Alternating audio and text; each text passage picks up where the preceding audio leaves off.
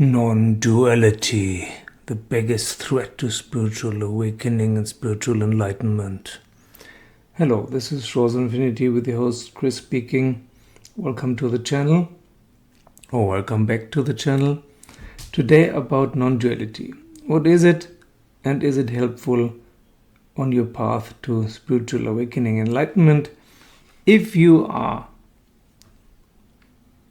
seeking for full enlightenment, this is the channel for you. If you are just looking for interesting stuff, this is not the channel for you. Stop it now. Go to another video. A lot of people write to me, don't you think this is interesting? Like recently someone said, don't you think lucid dreaming is interesting? Yeah, sure, it's interesting, but it doesn't help you shit. If you're looking for interesting, there are lots of interesting things. I'm only interested in what works so that full spiritual enlightenment can happen as soon as possible. Nothing else matters from my point of view. It's everything that isn't conducive for spiritual full enlightenment is, in my view, bullshit. It doesn't matter if it's interesting or not. Even interesting things are even more dangerous because they're distractions. I'm not interested in interesting things because they're distractions.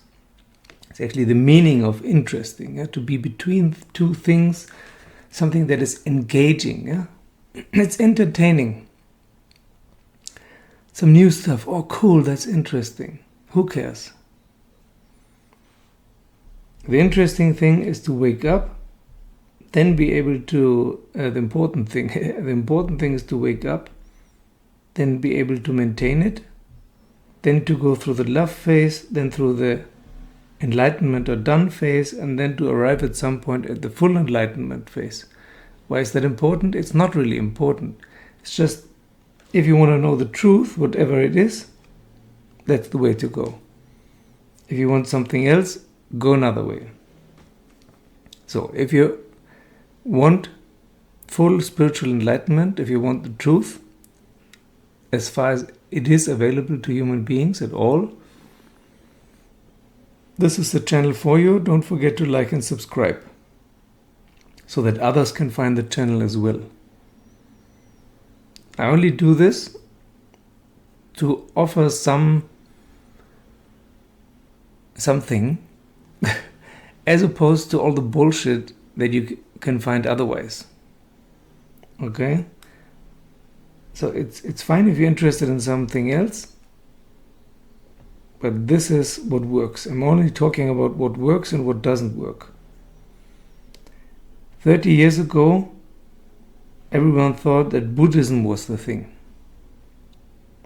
Tibetan Buddhism brought to the West by Hanna and Ole Nydal, or and made very popular by the Dalai Lama and so on, or the Zen Buddhism, Japanese Zen Buddhism, with what's his name, Suzuki and so on, and the art of Kyudo and what people read back then, and coupled with interest in martial arts, of course. So people either 30 years ago sooner or later got in contact and pursued Zen Buddhism or Tibetan Buddhism for a while. Some were interested in yoga. There were all kinds of Hatha yoga studios opening in the West, and then they went to India and maybe they stayed with Hatha yoga or found some other yoga like Raja yoga or so, like Sahaj Mark, for example, and stayed with that for decades. Did it work? No. Those people who started with Buddhism 30 years ago or with Sahaj Mark 30 years ago are still not awake and not enlightened. So I don't know why people pursue stuff that doesn't work for decades. Of course you can try things out, you should. Different methods work for different people. But if it doesn't work after a few years, do something else. Don't stick with it. Nowadays, non-duality is the thing. Why? Mostly because of Eckhart Tolle. Eckhart Tolle is in a non-dual state of consciousness and has been for decades.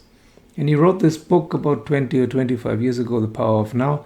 And since then, the rise of non-duality has started and is at its peak now. It's very, very popular. A lot of people write books about it, have YouTube or other channels about it. And usually they don't know what they're talking about. It's just talking. Eckhart Tolle is a real non-dual teacher. So is Tony Parsons, for example. And a lot of people think they're also non-dual teachers, but they're not at the same stage. Eckhart Tolle and Tony Parsons, they are on the Hawking scale between 600 and 700. They're in Spiral Dynamics, Plum and Aubergine. And on the Finders locations, around location 10. That's typical non-duality. Most people who talk about non-duality are somewhere around Hawking scale 300, 400, locations 1, 2 or 3, sometimes 0, and Spiral Dynamics green or yellow, sometimes turquoise. That's it. That's not non-duality. That's being interested in spirituality and non-duality. That's dipping your toe into the ocean. That's not swimming. Yeah, green and yellow, they're interested in everything. And it's okay to be interested in everything. It's good to be open-minded and try out all kinds of things. But you can try out all kinds of things for the rest of your life and never arrive anywhere. There are too many things. So to be open-minded and accumulate information and read books and so on, that has to stop at some point. Otherwise, there's no progress. Same in turquoise, for example. Turquoise is a very harmonious and peaceful niche that is far away from enlightenment and a non-dual state of mind. But it feels good, so people stay there. To arrive at a truly non-dual state of mind, you have to go through coral and all kinds of uncomfortable cleansing phases, which people usually avoid. And anyone can talk the right words. There are lots of YouTubers who talk the right words. It's easy. You read a few books. Eckhart Tolle, Jed McKenna, whatever. And then you just repeat what you read there. And then you sound like a non-dual teacher. But you're not, because you're not in the state of mind of a non-dual teacher. And what is the state of mind of non-duality? No mind. No thoughts, no emotions. That's how you know that you are non-dual state of mind, a non-dual state of consciousness. No thoughts, no emotions. There's nothing happening by itself in your head. Nothing. Absolute stillness. Only if you're forced to engage, for example, if you buy something in a shop or in a restaurant, or someone asks you on the street for the way, then you respond. But otherwise there's nothing happening. Or if you're working, or if you're talking to your family or friends, then there's some working or talking going on, but there's no one who's doing the working or talking. There is no real engagement there. It's a total neutrality. That's why it's called non-dual. There are no aversions or desires. There's nothing good or bad. You don't want anything. You don't reject anything.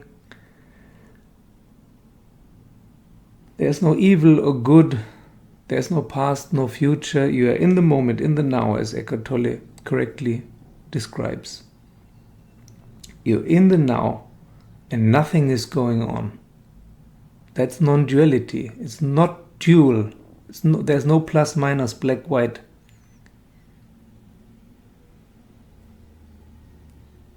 So if there is still talking going on in your head, if you still experience emotions like being offended, for example, or angry, or envious, jealous, sad, and so on, you're not in a non-dual state of mind. And because people just don't want to understand this, they want to be in a non-dual state of mind because that's the thing that is en vogue now. It's the big thing. 30 years ago it was Buddhism and yoga. Now it's non-duality. So everyone wants to be non-dual and talks in a non-dual way. So it has become a distraction. It has become the biggest sales pitch on the spiritual marketplace. Spiritual marketplace is a term that UG came up with. That spirituality has been monetized. All kinds of speakers who are usually in orange, green or yellow spiral dynamics, they found out that there's a market there. You can sell stuff, often for a lot of money. It's really lucrative to pretend to be something you're not. Maybe you're a few steps ahead and the one-eyed are leading the blind, and they're talking about stuff that people want to hear, and it's all bullshit. So nowadays it's really dangerous. Any distraction and any fakeness will distract you from what really is. That's why non-duality is now the biggest threat to awakening and enlightenment, just as yoga and Buddhism was before. Why? Because if you think you're there, if you think you're already doing it, practicing it, learning it, well, you're actually not. Then this is the greatest defense, the greatest protection against awakening. You think you're doing it, you think you're practicing it, you think you're on the path, but it's only thinking, nothing more. So what can you do if you want real full enlightenment, if you want real duality, which is not the last stage, by the way. On the stage to full enlightenment, non-duality is not the last stage, but you have to go through it. And it's a long and a very cool stage, because finally your mind is silent and you have relative peace. Okay, what you need to do is always be truthful with yourself and others. It's the easiest way to get there. If you're used to bullshitting yourself, then you will also attract other bullshitters. I find that Radical Honesty by Brett Blanton is the easiest, the surest way to start. Just to always tell the truth. To yourself and others. But if you do it to others, then you will also do it to yourself. Otherwise, your mind is so intelligent, it will trick you all the time into believing things that are not the case. Your mind will co-opt everything. Everything you're interested in, everything you read books about and listen to videos about, the mind will co-opt and then pretend that it's already understood that. Non-duality cannot be understood. The mind itself is dual. It operates in dual principles, just as a computer, in zeros and ones, or in plus and minus. The mind can only think in dual ways. So as long as there's thinking happening, it is dual. There is no non-dual thought. There are also no non-dual emotions. Emotions also are always dual. They're either positive emotions or negative emotions. There is no neutral emotions. But non-duality is neutral. There is also no non-dual religion. There cannot be, because religion involves belief. if you're in a non-dual state of consciousness, there is no belief. There's only the now. What you experience right now, that matters. Everything else does not matter. Because it's not in the now. It's either in the past or the future or in your imagination. People tell me again and again, this sounds very negative. The way I talk about things and people sounds negative somehow. It's not negative. It's just some things work and some things don't work. If you're imagining or thinking or feeling emotions, this will not get you to a place of full enlightenment or other enlightenment stages. It just doesn't. It may sound negative, but I'm only talking about what works and what doesn't work. Imagination, belief, thought, emotion, practicing meditation, emulating teachers, trying to repeat their path doesn't work. You have to find your own path and let go, let go, let go, let go. Be honest, let go. That's the only two things basically that you have to do. Be honest, let go, and then awakening will happen. From then on, the mind will become quieter and quieter. Emotions and thoughts will go away. Attachments, identifications, beliefs, opinions will go away. Until first the love phase happens, then the non-dual done enlightenment phase will happen, and afterwards the full enlightenment will happen. How it will happen is different from person to person. But this is the order in which it will happen, the general order, the general direction.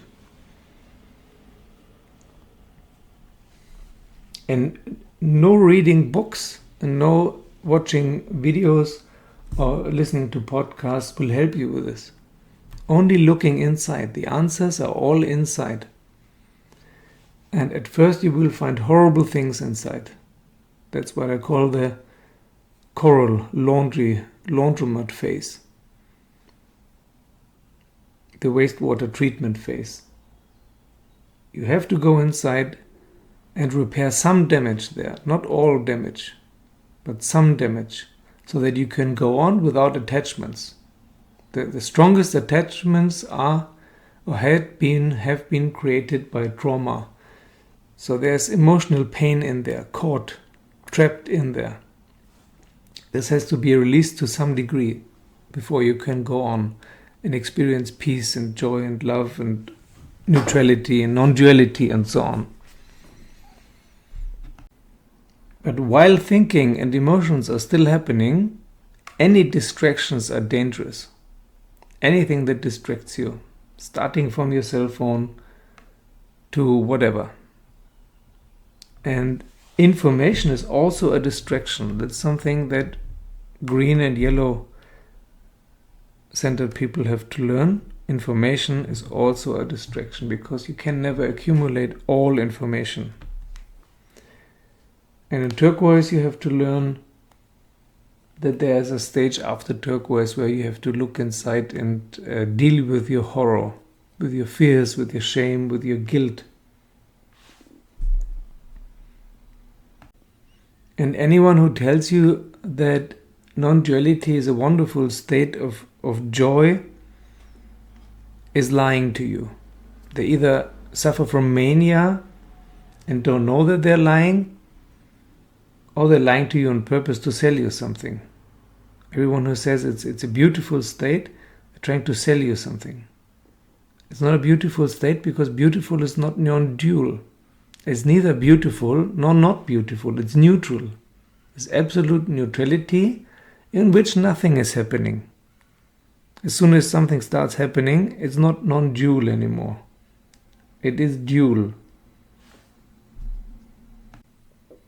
If you can sit on a park bench like Eckhart Tolle when the thing started to happen to him and watch the pigeons and the people and the dogs walk by without any thoughts and emotions, just observing.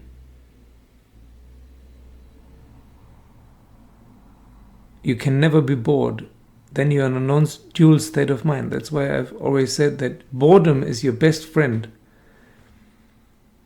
It's boring. Non-duality is super boring, but it doesn't matter anymore. If there are no thoughts, boring is not a problem anymore. Boring is another thing that will lead you to non-duality. Boring is the opposite of interesting. Interesting things will distract you from the path. Boring things will lead you straight to enlightenment. That's why, for example, in Zen Buddhism, in real Zen Buddhism, not the spiritual marketplace Zen Buddhism, in Zen Buddhistic monasteries, people got very boring tasks to fulfill. Dishwashing or caring for the yard, raking leaves or whatever. This is super boring after a while, washing clothes and so on for everyone. This will bore the hell out of your mind, and this will help you that enlightenment can happen. So boring is your friend, boredom is your best friend.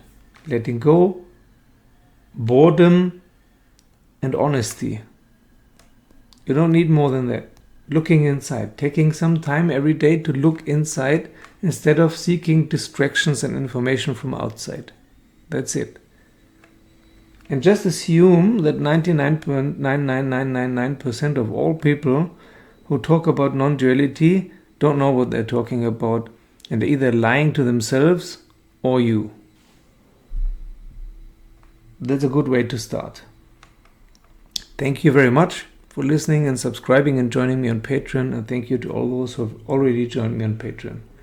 We're discussing the locations right now on Patreon. There's a little course which might be helpful. See you soon.